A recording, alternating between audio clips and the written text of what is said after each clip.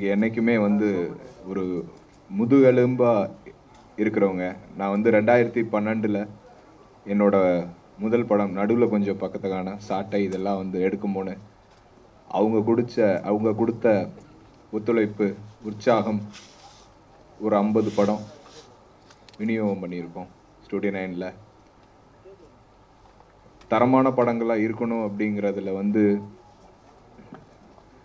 ரொம்ப கவனமாக இருப்பேன். எந்த எந்த வகையிலையும் பேர் கெட்டுறக்கூடாது. எது பண்ணாலும் அதை நியாயமாக பண்ணணும், ஜென்யூனாக பண்ணணுங்கிறதுல வந்து கரெக்டாக இருந்தேன். அப்படி பண்ணிகிட்டு இருக்கிற தருணத்தில் தான் எனக்கு வந்து சலீம் அப்படின்னு ஒரு படம் விஜய் ஆண்டனி கூப்பிட்டு ஒரு கதை சொன்னார். சொல்லிவிட்டு அது உடனே வந்து ப்ரொடியூஸ் பண்ணுறேன் ஜி அப்படின்னு சொல்லி சலீம் படம், அந்த படமும் நல்ல வெற்றி அடைஞ்சிச்சு. வர்த்தக ரீதியாக ஒரு படம் வந்து முக்கியமாக வந்து படம் எடுக்கிறதோ, படம் வெளியிடுறதோ, மக்கள்கிட்ட போய் சேர்றதோ, ஸோ இதெல்லாம் வந்து எவ்வளோ படங்கள் வந்துட்டுருக்கு. அதை வந்து மக்கள் ஆதரிக்கிறாங்க. அது வந்து வர்த்தக ரீதியாக அப்படிங்கிற போது வந்து ஒரு படம் தோல்வி அடைகிறது, வெற்றி அடைகிறதுங்கிறது வந்து அது வந்து படத்தோட தன்மையை பொறுத்து.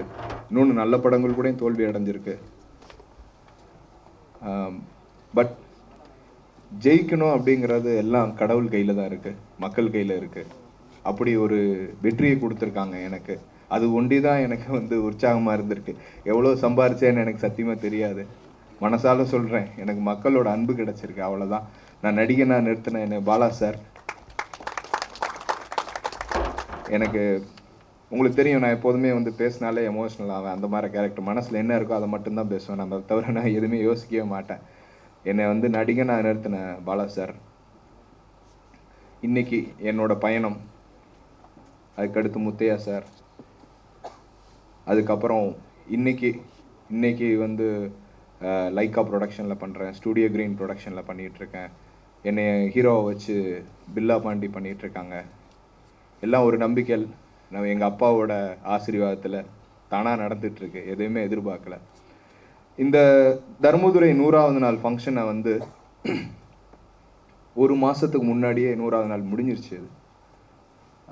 இதை பண்ணணும் அப்படின்றது சீல்டெல்லாம் ரெடி பண்ணி, ஏன்னா ஓடி படம் வெற்றி அடைஞ்சு அதோட டிஸ்ட்ரிபியூட்டர்ஸ் லாபம் அடைஞ்சு டிஸ்ட்ரிபியூட்டர் எனக்கு ஓவர்ஃப்ளோவாகவும் கொடுத்து முடிச்சிட்டாங்க. அதுவே ஒரு தர்மதுரை கிடைச்ச பெரிய வெற்றி. அப்போ கண்டிப்பாக வந்து சீல்டு கொடுத்து எல்லாத்துக்குமே அந்த படத்தோடு நடித்த டெக்னீஷியன்ஸ், நடித்த ஆர்டிஸ்ட், அதுக்கப்புறம் உழைத்த எல்லாரும், அது ஒரு லைட் மேன் முதற்கொண்டு வந்து இந்த படத்தை வந்து ஜெயிக்க வச்சுருக்காங்க. அவங்களுக்கு எல்லாத்துக்கும் என்னோட மனமார்ந்த நன்றி. இதை வந்து ஒரு மாதம், நான் சொன்ன மாதிரி ஒரு மாதத்துக்கு முன்னாடியே நான் பண்ணலான்னு தான் பிளான் பண்ணோம். பட் சூழ்நிலை உங்களுக்கு தெரியும், பல விஷயங்கள், பல ஏதோ நடந்துச்சு. மனசு கஷ்டமாக எவ்வளோ விஷயங்கள் நடந்துச்சு. ஸோ அதெல்லாம் தாண்டி இன்றைக்கி வந்து சரி இதை பண்ணிடுவோம் அப்படின்னு சொல்லி முடிவெடுத்து, இந்த வருடத்துக்குள்ளே வந்து இதை பண்ணுவோம் அப்படிங்கிறது வந்து முடிவெடுத்து இன்றைக்கி பண்ணோம். அதுவும் விஜய் சேதுபதி அவர்கிட்ட சார்கிட்ட சொல்லும் போது, இல்லைம்மா நீ இதை பண்ணிடு, நியூ இயருக்கு முன்னாடியே பண்ணிடுத, அதுதான் வந்து கரெக்டாக இருக்கும் அப்படின்னு சொன்னார். சரி அப்படின்னு சொல்லி உடனே நேற்று சொன்னோடனே நான் வந்து தானு அங்கிளுக்கு வந்து ரொம்ப நன்றி தெரிவிக்கிறேன். நேற்று சொன்னோடனே சரி சுரேஷ் நான் வரேன். ஏன்னா அவர் ஆசீர்வாதத்தில் தான் வந்து இந்த படமே ஆரம்பித்தது. தர்மதுரை வந்து ஆரம்பித்ததே வந்து அவரை வந்து எனக்கு பூஜை அன்னைக்கு அவர் கையால் தான் எனக்கு ஆரம்பித்து கொடுத்தாரு. அப்படி ஆரம்பிக்கும்போது இந்த வெற்றி விழாவும் அவர் கையால் தான் இருக்கணும்னு சொல்லி தான் நான் சந்தோஷப்பட்டேன். அதே மாதிரி அவர் வந்ததுக்கு ரொம்ப நன்றி. இவ்வளோ பத்திரிகையாளர்கள் என்றைக்குமே வந்து எனக்கு ஒரு உற்சாகம், உங்களோட ஒரு பாராட்டுகள், உங்களோட விஷயங்கள். ஏன்னா நான் தாரத்தப்பட்ட நடிச்சுட்டு வரும்போது எவ்வளோ 15 நாள் ஃபைட் பண்ணேன். எனக்கு பழக்கம் இல்லை. 15 நாள் ஃபைட் பண்ணப்போ ஃபுல்லாக உடம்பு ஃபுல்லாக ரத்தம், கீரல், அப்போது வலி அந்த இது தெரில. ஆனால் அந்த பாராட்டுகள் தூக்கி என்னை ஒரு விஷயத்துக்கு என்னை தூக்கி நிறுத்தும் போது தான் வந்து கிடச்சி. இன்றைக்கி கிடைக்கிற அதுக்கு விருதுகள் எல்லாமே வந்து பாலா சாருக்கு தான் சேரும். ஏன்னா எனக்கு அவ்வளோ சந்தோஷமாக இருக்குது. Thank you so much. இப்போ நான் அதுக்கு முன்னாடி வந்து ரீசெண்டாக சரி ஓகே தர்மதுரை வெற்றி அடைஞ்சிச்சு, நம்ம அடுத்த கட்டம் என்ன பண்ணலாம் அப்படின்னு சொல்லி ப்ரொடக்ஷனில் யோசிச்சுட்டு இருக்கும்போது அடுத்து என்ன பண்ணலாம் ஸ்டூடியோ 9ல் அப்படிங்கிறம்போது தேவைப்பட்ட விஷயந்தான் வந்து, ஏன்னா தர்மதுரைன்னு வந்து நீங்கள் பாட்டு பார்த்துருப்பீங்க, எல்லா பாட்டுமே அந்த படத்தில் வந்து வெற்றி அடைஞ்சிச்சு, நல்லா போய் ரீச் ஆச்சு, நல்ல மக்கள்கிட்ட போய் பெருசாக ரீச் ஆச்சு. சரி ஓகே, நான் அப்போயே நாம் நினச்சது தான் வந்து ஸ்டூடியோ 9 மியூசிக் ஆரம்பிச்சிடலான்னு நினச்சி தான் நான் அப்போயே பிளான் பண்ணேன். பட் அன்ஃபார்ச்சுனேட்டாக அவ்வளோ ஃபாஸ்ட்டாக என்னால் பண்ண முடியல. பட் எல்லாத்தையும் ஆர்கனைஸ் பண்ணிவிட்டு இப்போ நான் ஆரம்பிச்சிருக்கேன். சரி ஆரம்பிச்சிட்டேன் அப்படிங்கிற போது நடுவில் ஒரு படம் பார்த்தேன். அந்த அளவு கூட நான் ஃபாஸ்ட்டாக வந்து ஈடுபாடாக வந்து ஆரம்பிக்கல ஸ்டூடியோ 9 மியூசிக். நடுவில் ஒரு படம் பார்த்தேன், அட்டுன்னு ஒரு படம், ரொம்ப நல்ல படம். ஏன்னா நான் வந்து சாட்டைன்னு ஒரு படம் பண்ணியிருக்கோம், அதாவது வித்தியாசமான படங்கள்ல நான் முயற்சி செஞ்சுருக்கேன். அதுலேயே நம்ம வந்து ஒரு நம்பிக்கை இருந்திருக்கேன் எனக்கு. இந்த படம் பார்த்தோன்னே இது ஒரு நார்த் மெட்ராஸ் சம்மந்தப்பட்ட ஒரு படம், அவ்வளோ ரியாலிட்டியாக எடுத்திருக்காங்க இந்த படத்தை. எனக்கு ஆச்சரியமாக இருந்துச்சு, எப்படா அந்த படத்தை விட்டாங்க அப்படின்னு. படம் பார்த்துட்டு வெளியே வந்தோடனே நான் முதல்ல அப்போயே இம்மீடியட்டாக அக்ரிமெண்ட் போட்டு உடனே அந்த படத்தை வாங்கினேன். அந்த படத்தோட பாட்டும் எனக்கு ரொம்ப பிடிச்சிருந்துச்சின்னு சொல்லி ஃபஸ்ட்டு என்னோட ஸ்டூடியோ 9 மியூசிக்கில் அந்த பாட்டை இது பண்ணுறோம். அதோட ஒரு சின்ன இதை வந்து நீங்கள் பாருங்கள். Thank you so much.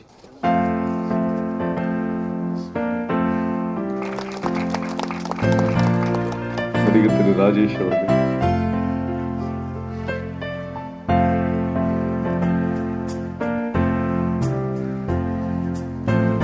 நாயகி ஐஸ்வர்யா ராஜேஷ் அவர்கள்,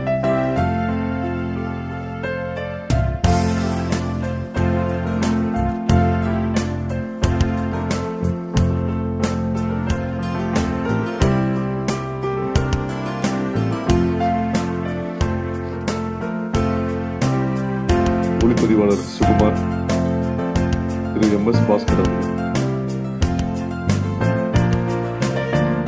கணேஷ் அவர்கள், திரு விஷ்ணு,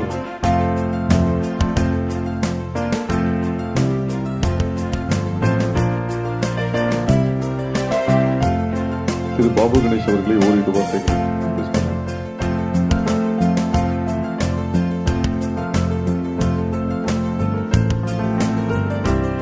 சார்பாக ஒரு பகலை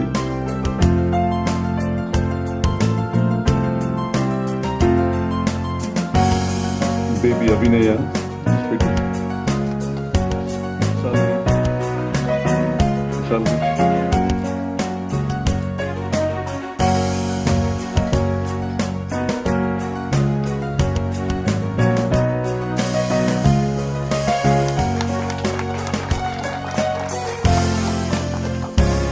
ஒளிப்பதிவாளர் M. சுகுமார் அவர்கள்,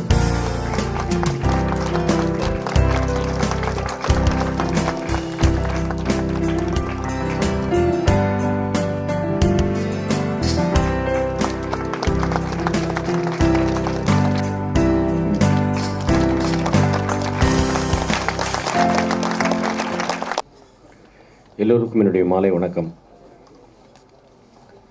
அருமையான கேரக்டர்கள் கிடைப்பது ரொம்ப ரேர். அந்த மாதிரி ஒரு அற்புதமான கேரக்டர் எனக்கு தம்பி சீனு ராமசாமி அவர்கள், மாப்பிள்ளை சுரேஷ் அவர்கள், தம்பி கார்த்திக் அவர்கள், இவங்க எல்லாருமா இணைந்து எனக்கு கொடுத்து நல்ல பேர் வாங்கி கொடுத்தாங்க. நிச்சயமாக இனிமேலும் இதே மாதிரி கேரக்டர்கள் எனக்கு கிடைக்கும் என்ற நம்பிக்கை. இந்த படத்தை மிகப்பெரிய வெற்றி படமாக்கிய அனைவருக்கும் என்னுடைய நன்றி. இதில் வாய்ப்பளித்த எல்லோருக்கும் என்னுடைய நன்றி. எங்கள் அண்ணா தானு அண்ணா கையால் இன்றைக்கி ஈவினிங் வந்து நான் இந்த ஷீல்டு வாங்கினதுக்கு நான் ரொம்ப பாக்கியம் பண்ணியிருக்கேன். எல்லோருக்கும் என்னுடைய இனிய புத்தாண்டு நல்வாழ்த்துக்கள், பொங்கல் நல்வாழ்த்துக்கள். நன்றி. நல்ல ப்ரொடியூசர், நல்ல டைரக்டரு, நல்ல கதாநாயகிகள் 3 பேர், அருமையான கதை, மிக சிறந்த படம்.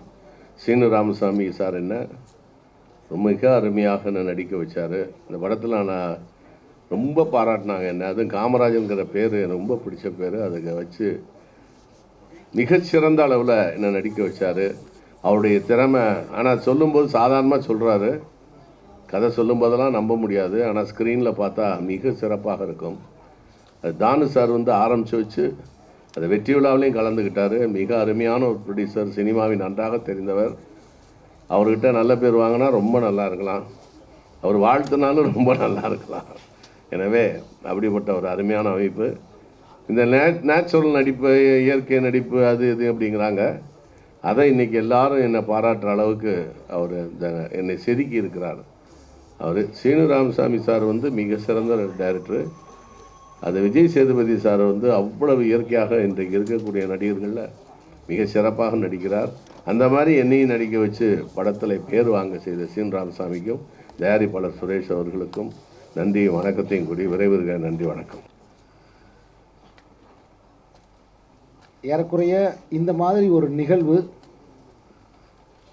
நான் உதவி இயக்குனராக காலத்திலேயே நின்று விட்டது.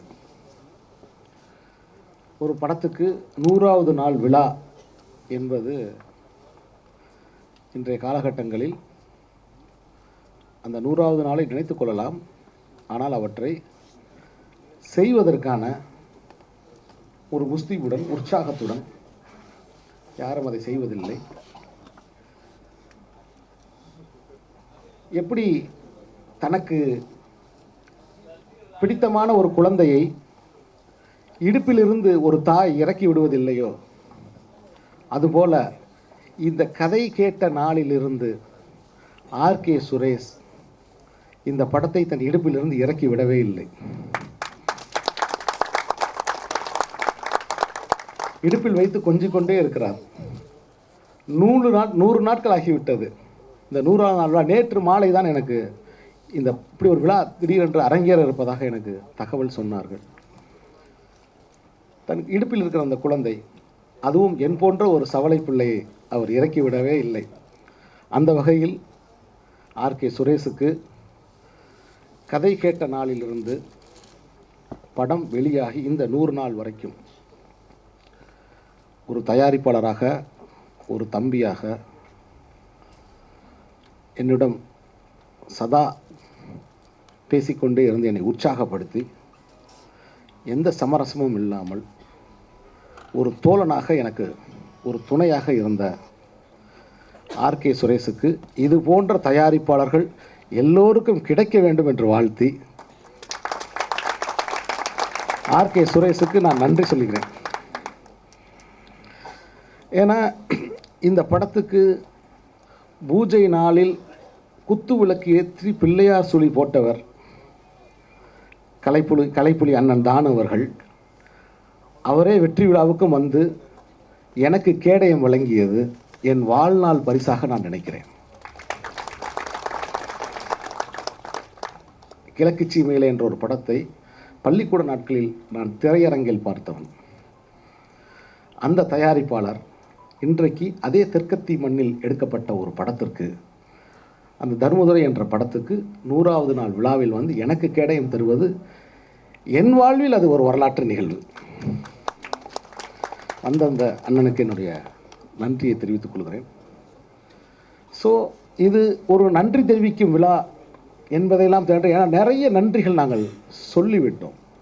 இந்த படம் சம்பந்தப்பட்ட ஆரம்பத்து நாட்களிலிருந்து இதற்கான நிறைய நன்றிகளை நாங்கள் சொல்லிவிட்டோம். இந்த படம் வெற்றி அடைந்ததற்கு மிக முக்கியமான காரணம் என்னவென்றால், அது தமிழ் மக்களிடையே இருந்த அற உணர்ச்சி தான் காரணம். அவர்கள் இதயத்திலே இருந்த நியாய உணர்ச்சிகள் தான் காரணம். இந்த படத்தில் இருந்த நல்ல இயல்புகளை எல்லாம் மக்கள் வாரி அணைத்து கொண்டார்கள். இந்த படத்தை தன் வீட்டுக்கு எடுத்து சென்றார்கள். இந்த படம் வெற்றி பெறும் என்று நான் நம்பினேன். ஆனால் இந்த படம் இந்த அளவுக்கு வெற்றி பெறுமா என்று நான் நினைக்கவில்லை. அதற்கு முதல் காரணமாக இருந்த, மூல காரணமாக இருந்த, எப்போதும் என்னுடன் இருக்கிற என் செல்வன், மக்கள் செல்வன் விஜய் சேதுபதிக்கு நன்றி. ஏனென்றால் நான் எந்த மேடையிலும் இதை சொல்ல எனக்கு தயக்கமே இல்லை. ஏனென்றால் ஏற்கனவே ஒரு டீம், ஒரு அணி உருவாகி எடுத்த ஒரு திரைப்படம் வெளிவராத ஒரு காலகட்டத்தில், இடம்பொருள் ஏவல் என்ற ஒரு படம் வெளிவராத ஒரு காலகட்டத்தில் அதே அணி உருவாவது என்பதே அபூர்வம். அந்த அணி உருவானால் கொஞ்சம் அமைதியாக இருந்தால் நல்லா இருக்கும் சார். சார் கொஞ்சம் அமைதியாக தான் நல்லா இருக்கும், பேசிக்கிட்டு இருக்கும்போது என் சைட்லேருந்து பேசிட்டே இருக்கீங்களே. அப்படி ஒரு அணி உருவானால் அது ரொம்பவும் ஆச்சரியம் சினிமாவில்.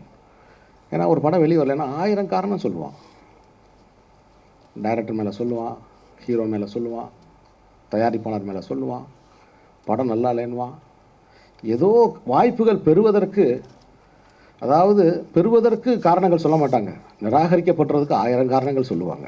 அப்படியான ஒரு சூழலில் என் படத்தில் நடித்த அதே கதாநாயகன் திரும்ப என்னை அழைத்து இந்த மாதிரியான ஒரு வாய்ப்பை உருவாக்குவது என்பது அது விஜய் சேதுபதியின் பெருந்தன்மையை இது காட்டுகிறது. என் மீது வைத்திருந்த நம்பிக்கையை அது காட்டுது. விஜய் சேதுபதி என் மீது கொண்ட நம்பிக்கைக்கு தான் இந்த 100வது வெற்றி விழா நான் தந்ததாக நான் நினைக்கிறேன். இது ஒரு அன்பு பரிசு. நான் என்பது கூட ஆணவத்தால் சொல்லப்பட்ட சொல்லல்ல. ஒரு படத்தின் கேப்டன் என்கிற முறையில் அதை ஒரு பணிவான சொல்லாக நீங்கள் புரிந்து கொள்ள வேண்டும். அதே போல் என்ன துரதிருஷ்டமோ எனக்கு தெரியவில்லை, கவி பேரரசு வைரமுத்து அவர்கள் ஆடியோ ஃபங்க்ஷனிலும் கலந்து கொள்ளவில்லை. இந்த ஃபங்க்ஷனுக்கும் தாமதமாக அழைத்ததால் அது வேற ஒரு கம்போசிங்கில் இருந்ததால் அவரால் இந்த நிகழ்வுக்கு வர முடியவில்லை.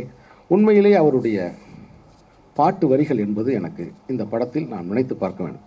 ஆண்டிப்பட்டி கனவா காத்து ஆள் தூக்குது அப்படிங்கிற பாட்டு இன்றைக்கி பட்டி தொட்டியெல்லாம் ஒலிக்குதுன்னா அது கவி பேரரசு அவர்களுடைய அந்த வரிகள் தான்.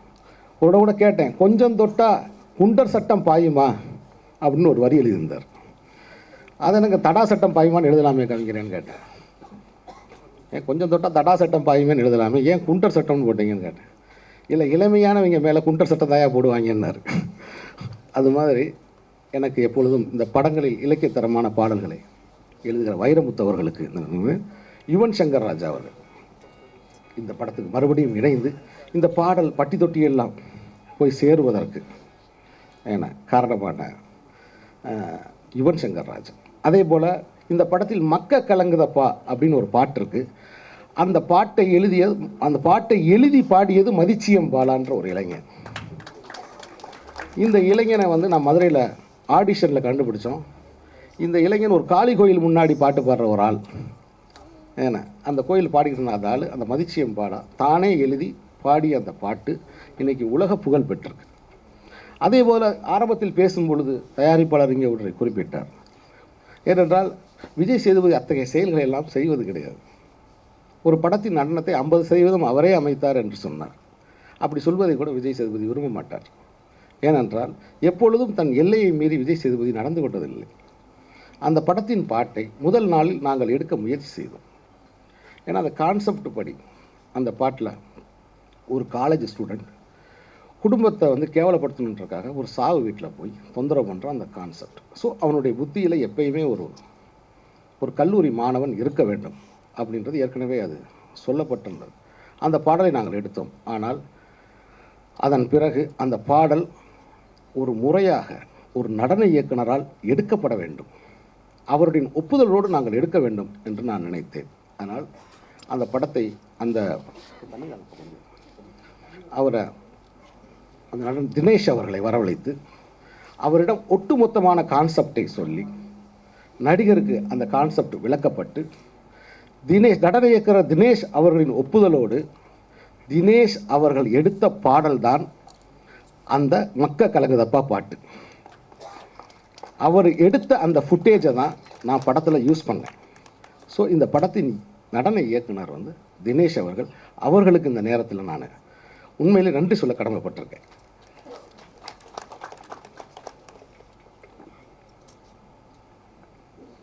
இந்த படம் இந்த அளவுக்கு மக்களிடையே சென்று சேர்வதற்கு மிக முக்கியமான காரணமாக இருந்த 2 இளைஞர்கள், ஆர்கே சுரேஷ், விஜய் சேதுபதி.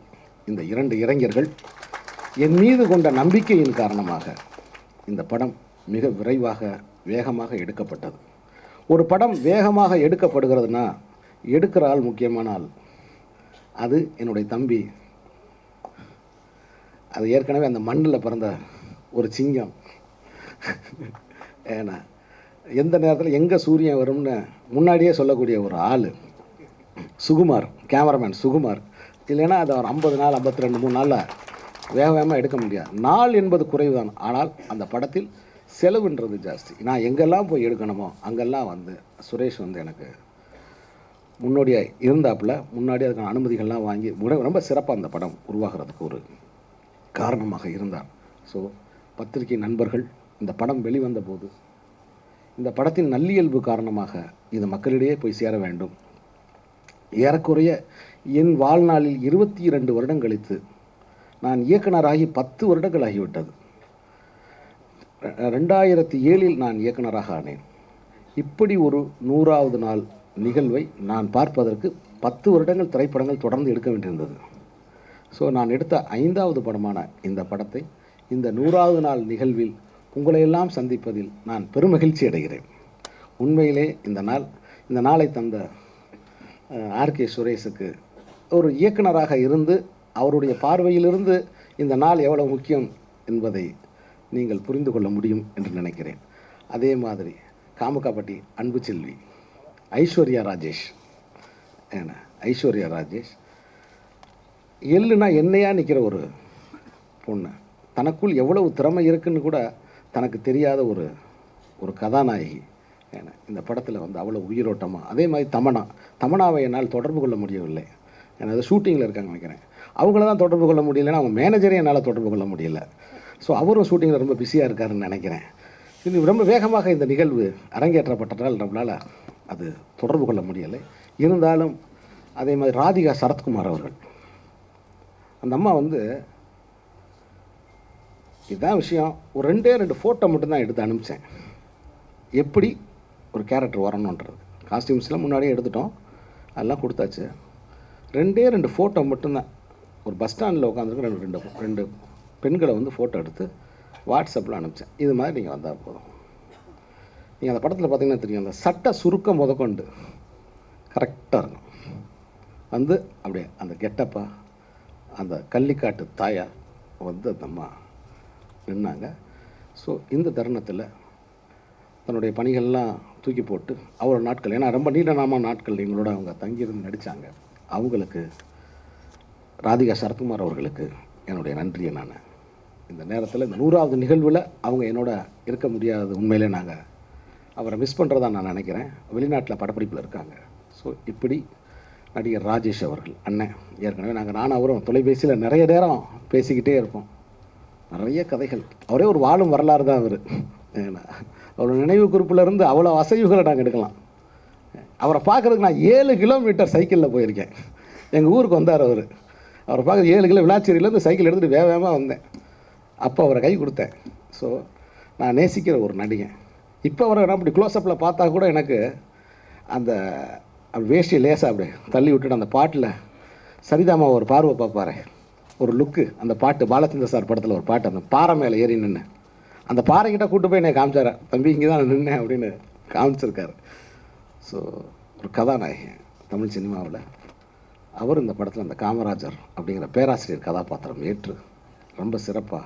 ஸோ இதில் பங்கு பெற்ற கலைஞர்கள் எல்லாம் இன்றைக்கி சீனிராமசாமி அப்படிங்கிற ஒரு கலைஞர் தமிழ்நாட்டில் மூளை முடுக்கெல்லாம் தெரிகிறேன்னா அதுக்கு முக்கிய காரணமாக இருந்த செல்வன் விஜய் சேதுபதிக்கும், ஐஸ்வர்யா ராஜேஷுக்கும், ஆர்கே சுரேஷுக்கும், எம்எஸ் பாஸ்கர் அவர்களுக்கும் அந்த ஒரு வசனம் போதுமே.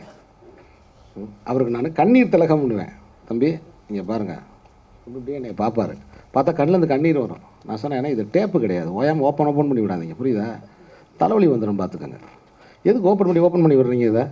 இதை க்ளோஸ் பண்ணுங்கள் அப்படின்னு. இல்லை தம்பி நீ சொன்னேன்னா அது வரும் தம்பின்னு. ரொம்ப நாங்களாம் ஒரு நண்பர்களாக வந்து ஷார்ட் இல்லாதப்போ வந்து சிவாஜி கணேசன் ஐயாவை பற்றி பேசுகிறது, பழைய கண்ணதாசன் ஐயாவை பற்றி பேசுகிறது, இப்படி பழைய கதைகளை பேசிக்கிட்டு அதை ஆடிப்பாடி வேலை செஞ்சால் அலுப்பு இருக்காது, இங்கே ஆணும் பெண்ணும் சேராவிட்டால் அழகு இருக்காதுன்னு அருளிய பட்டுக்கோட்டை கல்யாண சுந்தரம். அது மாதிரி தான் எங்களுக்கு அது ஷார்ட் இல்லாத நேரத்தில் ஜாலியாக நாங்கள் பாட்டு பேசிக்கிட்டு பழைய கதைகளை பேசிக்கிட்டு இருப்போம். அப்படி ஒரு திறமையான நடிகர்கள் இவங்கெல்லாம் சேர்ந்து இந்த திரைக்கதைக்கு உயிர் கொடுத்து இன்றைக்கி பட்டி தட்டியெல்லாம் ஏன்னா இந்த சீனிராமசாமின்ற ஒரு ஆளை தெரியப்படுத்தி, ஏன்னா எனக்கே ரொம்ப புரோட்டா கடைக்குள்ளே இருந்தால் நமக்கு வந்து கை கொடுக்குறாங்க. ஒரு புரோட்டா கடையில் போய் சாப்பிட போனால் கூட அங்கே கூட என்ன தர்மபுர படம் சூப்பராக இருந்துச்சுன்னு கை கொடுக்குறாங்க. அந்த அளவுக்கு கொண்டு போய் என்னை சேர்த்த அத்தனை கலைஞர்களுக்கும் நான் பேர் சொல்ல பதட்டத்தின் காரணமாக ஏதாவது பேர்களை நான் சொல்லாமல் விட்டுருப்பேன். விஷாலினி, சகோதரி விஷாலினி, அப்படி நிறைய இருக்கீங்க. அவங்க எல்லாருமே என்னுடைய நன்றிக்குரியவர்கள். ஏன்னா இந்த அற்புதமான இந்த சந்தர்ப்பத்தில் உங்கள் எல்லாரையும் நான் மறுபடியும் இந்த நாளுக்காக மீண்டும் தவம் கிடப்பேன் அப்படின்னு. ஏன்னா ஏற்குறைய நான் இந்த என்னுடைய அடுத்த படமான மாமனிதன் படம், என் வாழ்நாள் படமான மாமனிதன் என்ற படத்தில் என்னை மறந்து நான் அதில் வேலை செய்து கொண்டிருக்கிறேன் 1 மாதமாக. ஸோ அந்த படத்துக்கான வேலைகள் மிக வேகமாக அதை படப்பிடிப்புக்கு செல்ல வேண்டும் என்ற தவிப்போடு நான் இருப்பதால், ஆனால் திடீர்னு அதுக்குள்ளேருந்து என்னை வெளியில் கூட்டு வந்து இப்படி ஒரு பிரம்மாண்டமான நிகழ்வை எனக்கு தந்த என் அன்பு தம்பி ஆர்கே சுரேஷுக்கு இந்த நேரத்தில் நான் நன்றியை தெரியப்படுத்திக் கொள்கிறேன். ஸோ இந்த சந்தர்ப்பத்தில் பத்திரிகை நண்பர்களை உங்களெல்லாம் சந்தித்ததற்கு மிக நீண்ட நேரம் நான் பேசியது இந்த விழா தான். ஏன்னா 5 நிமிஷத்துக்கு மேலே நான் எந்த மேடையிலையும் பேசலை. இது மாதிரி ஒரு சந்தர்ப்பம் எனக்கு திரும்ப வராது என்பதற்காகத்தான் இதை நான் சொன்னேன். உங்கள் அனைவருக்கும் தர்மதுரையின் சார்பாக எனது நன்றி, வணக்கம்.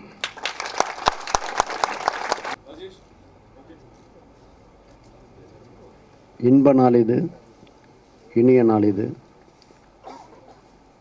விஜய் சேதுபதி தம்பி உள்ளிட்ட மேடையில் வீட்டிற்கும் திரைச்சிற்பிகளே, விழாவில் பங்கு கொள்ள வந்திருக்கும் பத்திரிகை சகோதரர்களே, தொலைக்காட்சி தோழர்களே, நண்பர்களே, உங்கள் அனைவருக்கும் என் பணிவான மாலை தமிழ் வணக்கத்தினை மகிழ்வோடு தெரிவித்துக் கொள்கின்றேன்.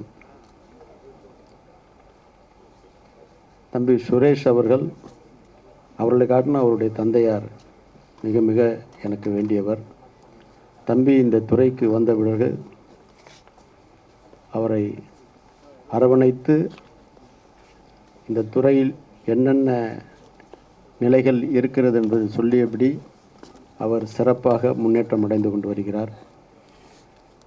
இந்த படத்திற்கு மிக மிக ஒத்துழைப்பு நல்கியது தம்பி விஜய் சேதுபதி தான். அவரும் சுரேஷும் இணைந்து இந்த படத்தை மிக சிறப்பான முறையில் இந்த படம் மாபெரும் வெற்றி அடைந்தது. ஒரு சமயம் நான் எக்ஸ்பிரஸ் செவன்லேருந்து எம்ஆர்சி நகருக்கு போகிற வழியில் உட்லண்ட் தேட்டரில் பார்த்துட்டு மிகப்பெரிய க்ரௌடு, இந்த மாதிரி க்ரௌடை நான் பார்த்ததே இல்லை. உடனே என்னுடைய ட்விட்டரில் நான் அந்த செய்தியை போட்டேன். அந்த செய்தி உண்மை என்பது பறைசாற்றுவதற்கு தான் இந்த விழா. முதல் திருவிழா கேட்டும்பொழுது நான் என்னுடைய குலதெய்வத்தை நினைத்து வணங்கினேன். அது வீண் போகவில்லை. மிக சிறப்பான இடத்தை இந்த படம், அதுவும் விநியோகஸ்தர்கள் ஓவர்ஃபுல் கொடுக்குறார்கள்னு சொல்லும் பொழுது இதுதான் உண்மையான வெற்றி. எப்படி ஒரு விநியோகஸ்தர்கள் தன்னுடைய வருவாய்க்கு மீறி வரும்பொழுது அது ஓவர்ஃப்ளோ அதிகமாக வந்திருக்கும்போது தயாரிப்பாளருக்கு கொடுக்குறார்கள், அதுதான் மிகப்பெரிய வெற்றி. ஆகவே இது அறுதிட்டு உறுதி கூறலாம், மிகப்பெரிய வெற்றி படம் என்று சொல்லலாம். அப்படிப்பட்ட படத்தை இயக்கிய சீனு ராமசாமி, அவரை பற்றி அதிகம் கேள்விப்பட என்னுடைய நிறுவனத்துக்கு அவர் ஒரு படம் பண்ணி தரணுன்றது தான் என்னுடைய விருப்பம். அது விரைவில் நடக்கும் என்று இந்த நாளில் அறுதிட்டு உறுதி கூறுகின்றேன். ஆகவே திரையுலகம் மிக சிறப்பான முன்னேற்றத்தை நோக்கி சென்று கொண்டிருப்பதற்கு இந்த விழாவை சான்று என்று கூறி படத்தில் பங்குபட்ட அத்துணை கலைஞர்களுக்கும் என் ஆத்மார்த்த மகிழ்வும் நெகிழ்வும் தெரிவித்து விடைபெறுகிறேன். நன்றி, வணக்கம்.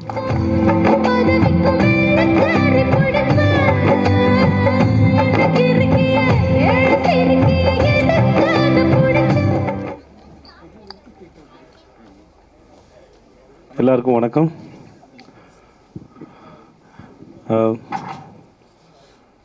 தர்மபுரி படத்தோட 100வது நாள் விழா. எல்லோரும் பொறுமையாக இருந்தவங்க எல்லோருக்கும் நன்றி. இது சீனு ராமசாமி சாரோட 100வது விழான்னு சொல்லலாம், 100வது நாள் விழான்னு சொல்லலாம். இந்த படம் இன்றைக்கி எல்லோரும் இவ்வளோ போற்றப்பட்டிருக்கு, எல்லோரும் பார்த்துருக்காங்க, எல்லோரும் கொண்டாடிருக்காங்க அப்படின்னா அந்த ஒரு தனி மனுஷனோட நம்பிக்கை, அவருக்கு படத்தின் மேலே அந்த நம்பிக்கை, அவரோட கதையின் மேலே அந்த நம்பிக்கை, எந்த சூழலையும் படம் வியாபார ரீதியாக வெற்றி அடையணும் அப்படிங்கிறதுக்கு வழக்கமாக நம்பப்படுகின்ற அந்த கமர்ஷியல் மசாலாக்கள் எதையுமே வைக்காமல், அது வைக்க மாட்டேன், எந்த சூழ்நிலையும் அதை செய்ய மாட்டேன்னு முழுசாக நம்பி அவருக்கு முழுக்க கொடுத்த ஒரு படம் தான் இந்த தர்மதுரை. ஸோ அவருக்கு முதல்ல நன்றி. அப்புறம் இந்த படத்தை கேட்டதுலேருந்து கொண்டாடிட்டே இருந்தாப்புல சுரேஷ். பாட்டு கம்போஸ் பண்ணால் பொண்ணை அனுப்பிடுவான், அம்மா இன்னைக்கு ஒரு பாட்டு செம்மையாக இருக்குது அப்படின்னு சொல்லுவாப்புல. ஸோ இந்த படத்து மேலே நம்பிக்கை வச்சு இன்றைக்கி வரைக்கும் இந்த படத்தை வந்து தூக்கி சுமந்துருந்த சுரேஷ்க்கு முதல்ல நன்றி. அப்புறம் என் படத்தில் இந்த படத்தில் நான் நம்பி இறங்கின அத்தனை ஆர்டிஸ்ட்க்கு முதல்ல நன்றி. என்ன சொல்லுன்னு தெரில, ஏன்னா வாரத்தில் தீர்ந்து போச்சு. எல்லாருக்கும் ஹாப்பி நியூ இயர். வந்த எல்லாருக்கும் நன்றி. Thank you so much. வரப்போகிற வருஷம் எல்லாருக்கும் இனி வருஷமாக இருக்கட்டும். நன்றி.